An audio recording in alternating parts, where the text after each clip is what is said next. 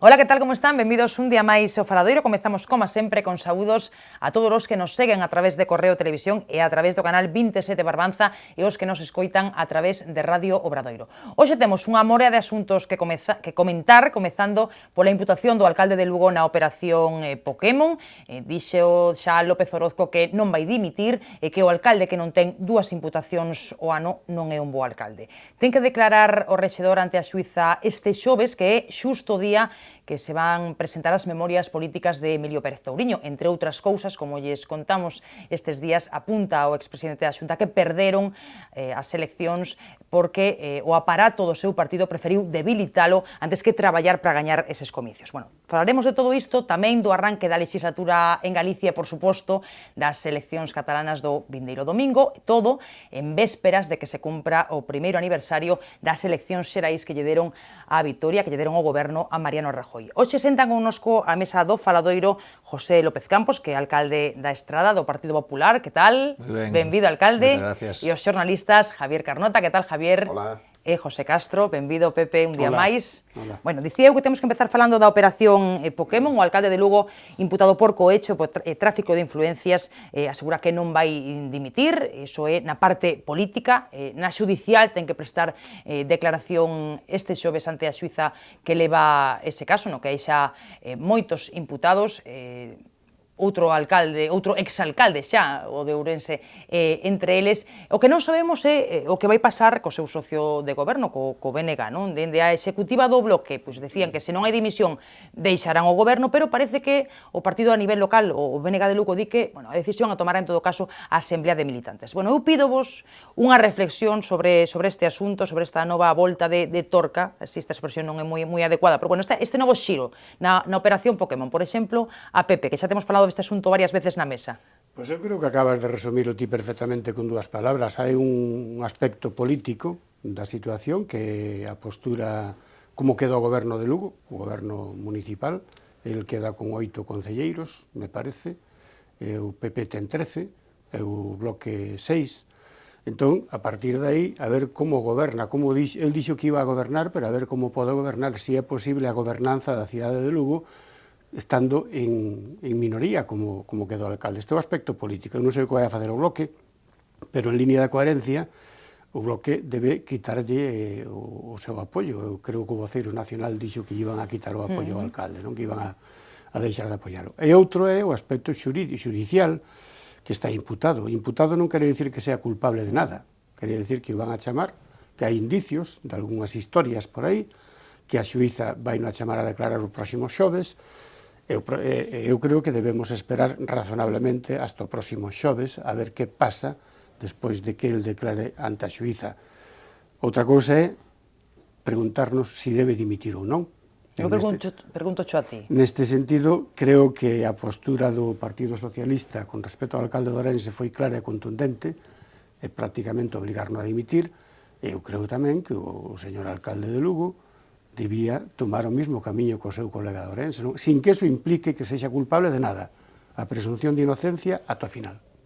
Bueno, o alcalde da Estrada ten algunha imputación, isto de que hai que ter, bueno, que é meritorio ter imputacións? Eu discrepo como non pode ser de outra forma, non? Si recoñezo que a responsabilidade dun político, sobre todo a nivel dunha administración local, é complexo convivir no día a día, non? Porque te enfrentas a un montón de problemas. Eu sempre comparo cunha grande carreira de obstáculos, e ao final cada vez o obstáculo é máis difícil de saltar, non? Pero a realidade é que no Concello, na xestión diaria, se producen circunstancias a veces que temos que hilar moi fino para poder salir para adiante, non? Pero eso non quere decir, desde logo, en ningún caso, de que as palabras do actual alcalde de Lugo creo que non foron afortunadas en absoluto, e debemos de seguir defendendo nestes momentos, máis si cabe todavía, nestes momentos de crise económica, onde hai un grave problema de valores sociais, sobre todo. Eu creo que os políticos, aparte de serlo, temos que parecelo, non? Eso quere decir, e a pregunta que ven detrás, si o alcalde de Lugo ten que dimitir, eu creo na xusticia. creo que todos os que estamos aquí o cremos, non? E creo que unha imputación, como comentaba Pepe, bueno, pues é un Estado dentro dun proceso judicial e no que el, bueno, pues estará chamado a declarar e terá dereito a defenderse, non? E, por lo tanto, ese Estado dá certas garantías, ese Estado imputado dá certas garantías procesais, e aí será onde, bueno, onde o xuízo ao final ditamine a realidade deste caso, non? Pero é certo que non parece que non pinta moi ben, non? E parece que a realidade ao final pois vai a facer, eu entendo que o lóxico que faga o mismo que pasou tamén no Concello de Ourense, non? E ao final o alcalde López Orozco pois teña que deixar o seu cargo pois en aras de gañar na súa defensa ou gañar pois, en todo este proceso nunha maior limpieza na tramitación. O resultado final, eu desde logo, como dixen antes, creo que debemos de ser moi respetuosos con todo este proceso. Eu quero selo así, e ademais non só decilo, sino selo, porque a veces en política tamén moitas veces nos fartamos de decir que queremos ser respetuosos e depois chegada a hora da verdade utilizamos na contra do contrario, nunca mellor dito, valga a redundancia, todo e cantos argumentos se nos veñen á cabeza, non? Eu creo que hai que ser respetuoso, hai que esperar, e hai que, bueno, eu creo que a decisión non debería de tardar demasiado, e entendo que seguramente o alcalde se verá na obliga de ter que tomar unha decisión nos próximos días. Bueno, pois aquí partidarios na mesa de que dimita tal e como están as cousas. Javier? Bueno, se houbera dimitido nas dúas anteriores, das que salió absolutamente indemne, é certo tamén, que houbera pasado, non? Seguramente xa non sería alcalde. Entón, nun caso concreto como é o da provincia de Lugo, o Partido Socialista, parece que se dá unha presión específica no que é esta provincia, no que eu creo que é unha tradicionalmente moi de dereitas, non? Na que, bueno, pues se está levando demasiado mal que a maioría da sociedade permita que confluyan dous gobernos de coalición na Deputación ou, por exemplo, na cidade de Lugo, non? Eso repercute nunha presión judicial, unha presión mediática, unha presión político-institucional. Eu creo que os gobernantes, neste caso, do Partido Socialista na provincia de Lugo se están vendo sometidos a este tipo de presións, e que eso fai que a reacción de López Orozco se teña que ver dunha perspectiva desde un punto de vista diferente ao que se veía no caso, por exemplo, do alcalde de Ourense. Pero, en xeral, eu creo que o que se refire á provincia de Lugo se ten que ver con esa perspectiva diferente. Esqueceusemos, de todas formas, citar tamén dentro dos alcaldes implicados neste asunto o alcalde de Boqueixón, do Partido Popular. É dicir, neste caso temos implicados a representantes de todos os partidos, porque tamén hai concelleiros do Bloque Nacionalista Galego.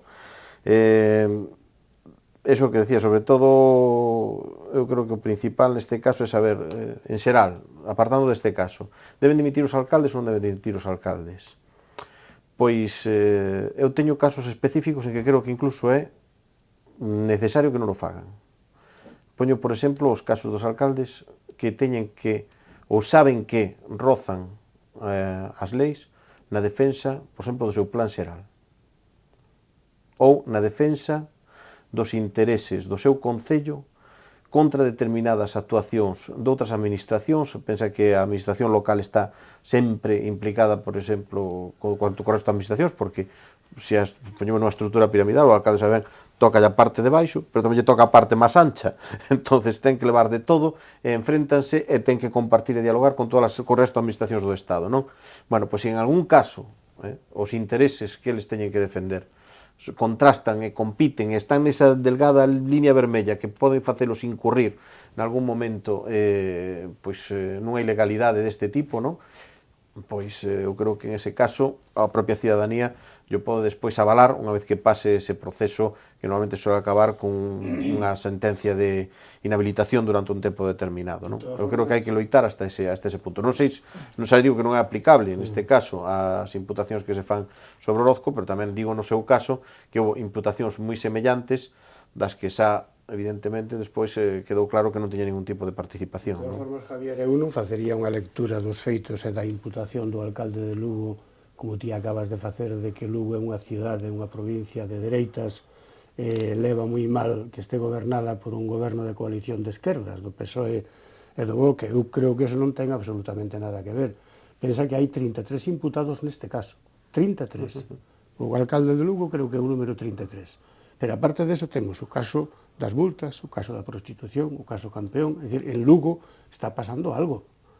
Eu non sei o que é, hasta que se esclareza desde o punto de vista judicial, pero algo está pasando aí, e o alcalde estaba aí. E a man direita do alcalde, unha das mans direitas do alcalde, está na cadea, que era o señor Fernández Liñares. Liñares. E o director xeral de Bemes estuvo na cadea tamén. E o agora, o que controlaba agora, o eso, tamén estuvo na cadea, non sei se sigue, creo que con unha fianza saía da cadea. Entonces, algo está pasando en Lugo. Isto non quere dicir absolutamente nada en contra do alcalde, pero absolutamente nada. Quere dicir que hai xuíces que teñen que tomar mans no asunto e esclarecer todos estes feitos, ata o final, caiga quen caiga, claro. Non, si, non me queixo de dereitas ou de esquerdas. Non, pero si non me queixo de que investiguen, me queixo de que determinadas accións, ademais, se realizan en momentos claves, non? Producindo dun xeito innecesario, como se viu despois en outros casos que podemos citar, como foron as investigacións que levaron outros fiscais en torno, por exemplo, ao asunto do IGAPE, en que non tiñan por que interferir en momentos de tipo electoral ou en momentos en que poideran ter algún tipo de afección no que é o momento político, por decirlo así, fora do judicial, non? Mentres que neste caso, pois parece que sempre se buscan momentos en que poideran ter algún tipo de coincidencia. Eso que non me parece mal, e me parece que ten, pois eso, un certo roce, neste caso, coas, a mellor, pois, e ao mellor, pois, incluso ao mellor fan sin querer, que decir, incluso, pois, pode ser certo, pero que esa coincidencia está aí e que leva a certas desconfianzas, pois, está claro que no meu caso, polo menos, así se me manifesta. Sí, eu creo que, sobre todo, independientemente dos criterios que pode haber, non? Eu particularmente profeso que a política, os políticos estamos a atravesar unhas horas, uns momentos difíciles, non? A sociedade reclama algo que posiblemente non se dé conseguido en pouco tempo e iso fai que a clase política, independentemente de determinadas circunstancias, estemos en entredito e iso hai que asumilo desde ese primeiro momento. E eu creo que máis que nunca, o decía antes, non? A parte de selo, temos que parecelo, inevitablemente. Eu creo que nadie podría entender a nivel social de que, bueno, pues, se trascenda ou se confirme que un político pues, utiliza o seu cargo pues, para enriquecerse ou para tomar decisións que beneficien a terceiros, non? Eu creo que non cabe, nin debemos de dar pábulo, ni siquiera coartada ningún tipo desas decisións. O que cometa o erro, evidentemente ten que asumilo, e punto. E a sociedade ten que ver esa contundencia, pero ten que percibila, e eu sí que coincido en que últimamente demasiados casos que saíron a luz pública que ao principio levan un impacto mediático moi grande, despois se van diluindo e ao final nunca se sabe onde terminan esa opción de responsabilidades, non? Eu creo que aí temos que darnos conta de que a nivel de alcaldes, que ao mellor, non vou a disculpar eu o alcalde de Lugo, non? Pero ao mellor intentou decir algo que moitos pensamos, non? O Concello é a entrada de todos os problemas de calquera administración, sexan ou non sexan competencia municipal. É a porta de entrada dos problemas aos cidadáns. E ese cidadán quere que se resolva o seu problema, inevitablemente. E a veces o alcalde fai pois ese papel de persoa sensible que chama a unha consellería ou que lle fai unha xestión a un veciño para intentar mellorar a súa calidade de vida. Temas que non son competencia propiamente dita dos concellos, non? E iso, ademais de entrar en outro debate que sería as competencias municipais, as propias, as impropias e as que non son propias, pero as desarrollamos igual, non? Pois desde calquer tipo de competencia, os concellos debemos de intentar buscar esa solución. E eu creo que temos esa inquedanza, non? A xente que está na política local temos a inquietud de estar na rúa e encontrarte cos veciños na calle e que che pero, oye, mira, que teño este problema, a ver se mo pudera solucionar. E iso lévate que moitas veces estés metido nunha dinámica que en ningún caso, eu creo que ten que ter ningún tipo de repercusión judicial, pero sí é certo que estamos aí pois intentando facer e solucionarlle o día a día os problemas aos veciños, non? Eso, perdona que, Pepe, eu creo que aí quero entender que o alcalde de Lugo quixo referirse a ese papel do alcalde como persoa, non como conseguidor, pero sí como persoa que solucione problemas, non? E bueno, e el foi un pouco máis alá e falou de eso, de que era alcalde que sempre este no límite e que non cometa unha ilegalidade non é un bo alcalde, non? Creo que eso xa se foi máis alá e non é justificable, pero eu quero entender que o que trasladou foi un pouco sentir mayoritario, non? Que temos os alcaldes e os alcaldes e os concelleiros que estamos en política local e que estamos todo o día na primeira liña do frente de batalla. creo que esa é unha función moi noble, ademais dos alcaldes, non? O feito de que ti saias á rúa na estrada, estés en contacto ca xente, a xente se acerca ao seu alcalde para falarlle dos problemas que hai na vila, dos problemas persoais que ten ca súa facenda. Iso a mí pareceme moi positivo, moi encomiable, evidencia unha proximidade do primeiro rexidor, do máis próximo, aos ciudadanos, a eses mismos ciudadanos, non? Pero isto non ten nada que ver con eso, non cometes ningún tipo de irregularidade, ao contrario. Ao contrario, eu creo que estás acercando a administración aos administrados, que é a función dos concellos, que debía ser a función de toda a administración, pero sempre dentro da legalidade. O alcalde de Lugo dicía que o alcalde que non é imputado 2 veces ao ano non é o alcalde. Oiga, temos 8.000... Dicía que algo que di alguén no seu partido, non? Temos 8.000 alcaldes neste país e imputados son escasísimos, e todos están gobernando para os ciudadanos, están atendendo as necesidades dos ciudadanos, cando menos é desafortunada, non?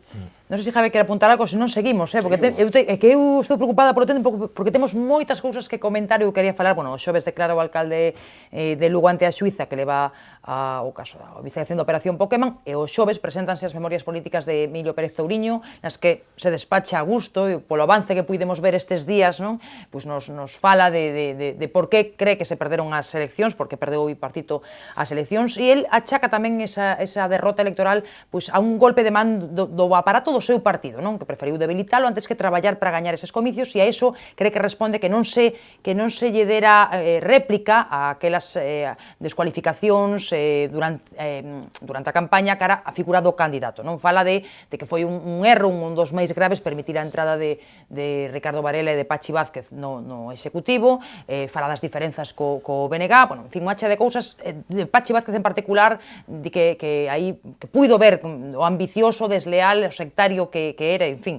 Bueno, isto non ten desperdicio, non sei se a vos interesa, a min desde logo sí, non sei se Javier Carnota, non sei se estará na presentación desas memorias políticas, estará, xa me di que sí. Sí, pero o digo con absoluta franqueza, primeiro porque teño todos os libros del firmados, e quero ter a colección completa, nunca se sabe o que pode valer.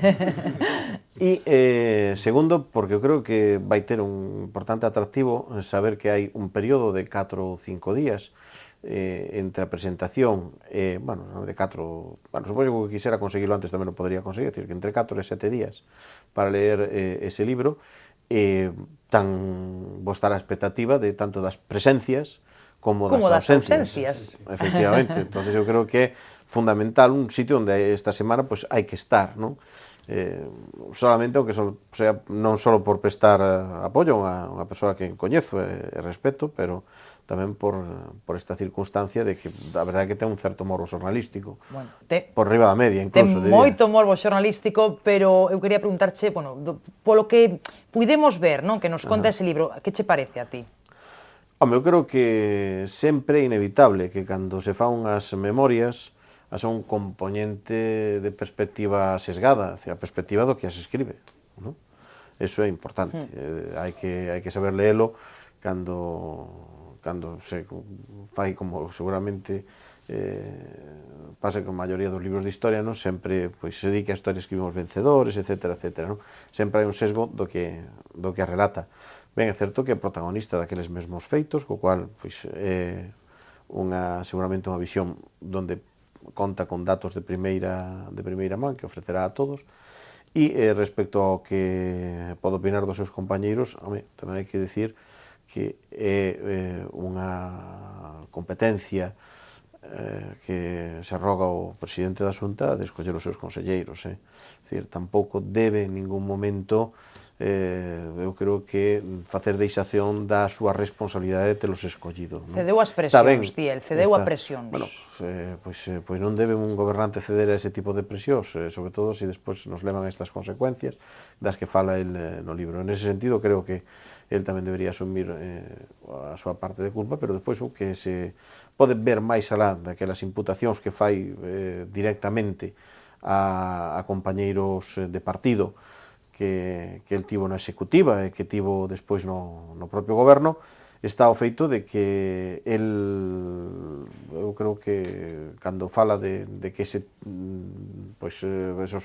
compañeiros de viaxe despois aproveitaron para de alguma maneira facer que o partido fora as eleccións con un pouco cos brazos máis caídos. Eu creo que o que sí se pode notar nunha visión un poquinho máis amplia é que hai un desarraigo que vai máis alá do que son as persoas, pero hai un desarraigo, sexa quen sexa o que este nese momento na candidatura á Xunta ou na Secretaría Xeral, entre as bases, falo de bases, non siquera de dirixentes locais, senón o que é a base da militancia do Partido Socialistas de Galicia e as súas clases dirixentes, desde os seus representantes nos comités nacionais, desde Chandrexa a Vigo, que debe ser a cidade máis populosa, pois siga habendo un desarraigo, un desapego, que é onde realmente deberían empezar a xuntar as pezas de puzzle que en este momento están sobre a caixa todas remesidas, non? O que o libro chega nun momento tan crítico, non, para o PSDG. Suele ser, eu vou no comprar. Eu vou comprar o libro de Emilio Pérez Touriño e eu vou ler con moito detenimento unha, porque eu, pois, a verdade que tamén sería unha cousa interesante, porque eu... Oye, ou poderías ir tamén aos xoves, por que non, non? Eu sou unha persoa que creo que por encima das ideoloxías están outros temas, non? E eu sei diferenciar, creo que tamén é outro dos debates que se producen habitualmente non se tirarían das orellas, aínda que foras a ese acto, digo eu. Entendo que no Partido Popular normalmente solemos ter ese tipo de ventaxes. Incluso habrá xente do Partido Popular. Seguramente, non? Entendo que así sería razonable, non? Pero eu comprarei unha, porque teño un profundo respeto a alguén que foi presidente da Xunta de Galicia e, por lo tanto, creo que ese respeto institucional, independentemente que estemos en distintos partidos, pois hai que terlo, non? Outro, porque son un asiduo dos libros de política e de historia, non? Me gusta ler biografía pois dos que foron presidentes do goberno e presidentes, pois é algo que me atrae bastante e me gusta ver ese... De Aznar tamén liches, claro. Leín de Aznar tamén, leín de Mario Conde e de Felipe González e de, bueno, pois tamén de outros políticos de Fraga e de todos os políticos que tuveron algo que ver. Sobre todo me apasionan moito os da transición, non? E o nivel político que había nese tempo, nesos anos que había unha gran incertidumbre e o nivel e a talla política que había, non? E do que eu creo que temos moito que aprender. Pero me gusta tamén porque creo que, bueno, estamos ahora nesta semana previa, non? No calentamento, como se suele decir nas típicas carreras, e bueno, pues, oye, a frase de Pachi Vázquez dá morbo e eso asegura ventas tamén, non? E non nos podemos olvidar que ao final Emilio Pérez Touriño fixo un libro onde fala dos seus 4 anos no goberno, pero detrás de todo isto pues, tamén hai un produto de marketing e hai unha venta que creo que está garantizada e, por lo tanto, bueno, pues, todo que sexan titulares e sexa chamar a xente a que poida adquirir ese libro, pues, tamén é bo, non? O sea que, como en calquer película ou en calquer outro parte da nosa vida, pues sempre hai ese precalentamento e creo que, bueno, tanto, supoño que editorial como entorno máis próximo, pues estarán facendo ese traballo de marketing que, por outro lado, é sempre habitual, non?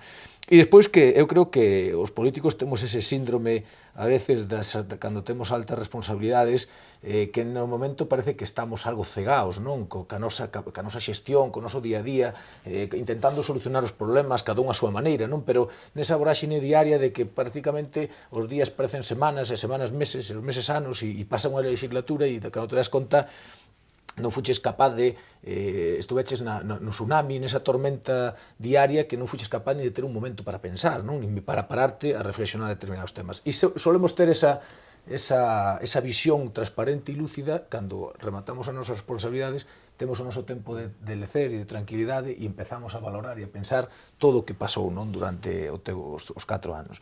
E creo que Emilio Pérez Touriño tuvo ese tempo de reflexión, veu como nestes 4 anos o Partido Socialista tamén foi tomando un camiño creo que non foi o máis adecuado para os intereses dese partido e agora eu creo que está no seu lexítimo dereito de poder trasladar á opinión pública que foi a súa visión, seguramente partidista ou sesgada do seu traballo e dos seus compañeiros de viaxe durante esos 4 anos de goberno bipartito, non? Que creo que dan moito para falar e a min tamén me produce certo morbo saber que pasaba en esos consellos da Xunta onde, pois, cando foi a adxudicación do concurso eólico ou cando hubo outro tipo de tensións, onde, bueno, pois, a ver se conta algo tamén un pouco desas cousas que pasaban entre bastidores e que, bueno, que ao final é certo que desgastan, non? Porque un goberno unido xa é difícil de por sí nestes tempos máis, un goberno con dúas partes tan diferenciadas, entendo que, bueno, tiña que ser unha maniobra de arquitectura política para poder manterse a flote, non? E ten as súas partes interesantes, seguramente. Pepe tamén o vai ler? Pois,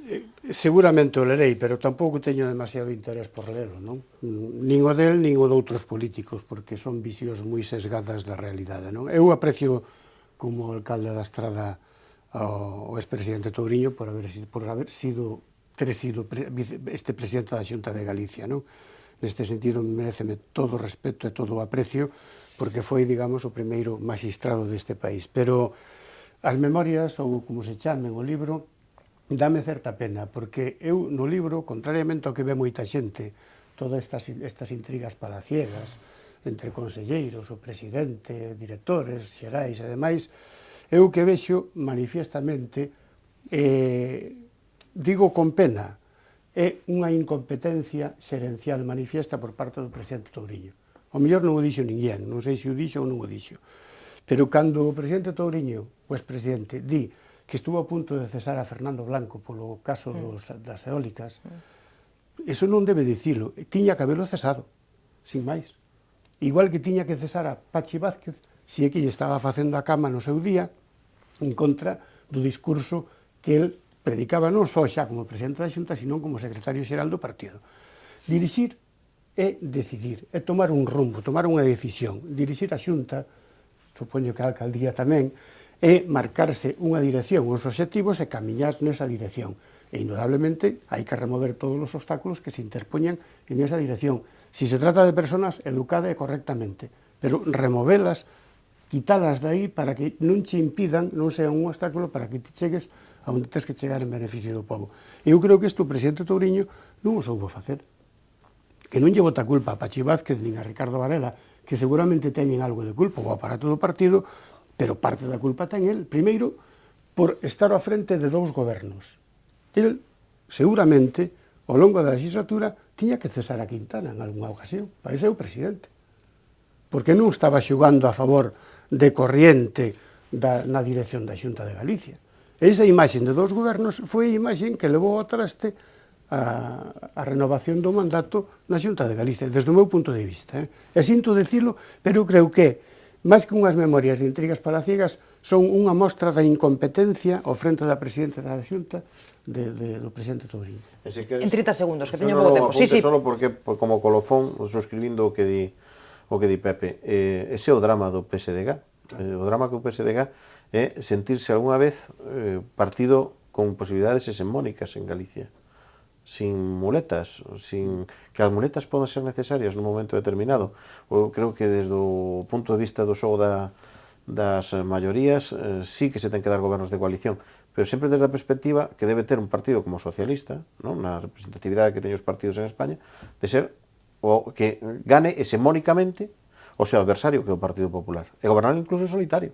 O sea, saber que ten que expandirse no tempo, evidentemente, eso se fai con moito tempo, pero expandirse hasta chegar a esos 38 diputados que fan falta. Sí, en 30 segundos podedes os tres. Eu diría incluso máis, cando se constituiu o goberno da Xunta, e o BNG, o Bloque, puxo aquelas exixencias de máximos para formar goberno, o presidente Touriño o que tiña que facer é dicir, non, eu con estas condicións non goberno. Deixo o goberno en minoría ao Partido Popular. Xa o apoiarei cando proceda ou cando non proceda, pero non plegarse a unhas exixencias absurdas que o levaron á ruína, como quedou demostrado. A ver, alcalde. No, eu, como decía antes, respeto profundamente a todo aquel, independentemente dos seus erros, que os temos todos, uns máis e outros menos, pero todos temos erros, que asumen unha alta responsabilidade como esa, non? Para uns din que é un privilexio, para outros din que é unha obriga, para outros din que é unha alta responsabilidade. Eu creo que, bueno, xestionar ou gobernar os intereses de Galicia, creo que para calquer galego debe de ser o máis importante que hai, non? E unha vez que estás dentro, e eu o vexo, pois somos o irmán pequeno da administración, non? Pero xa só un concello como da Estrada, que xa é un concello medio de máis de 20.000 habitantes, ves que ao final as cousas desde fora se ven de unha forma e unha vez que estás dentro, bueno, pois a túa capacidade de decisión moitas veces está limitada, outras veces está condicionada, outras veces non podes tomar as decisións que realmente che gustarían poder tomar. Eu creo que hai que entendelo, comprendelo, creo que ademais, e por higiene democrática, pois cada 4 anos os veciños nos dan ou nos quindan a confianza e eu creo que maioritariamente a sociedade galega se dou conta de que o bipartito fracasou e posiblemente como máximo exponente, para ben e para mal, o propio presidente da Xunta é o máximo responsable, inevitablemente. Non creo que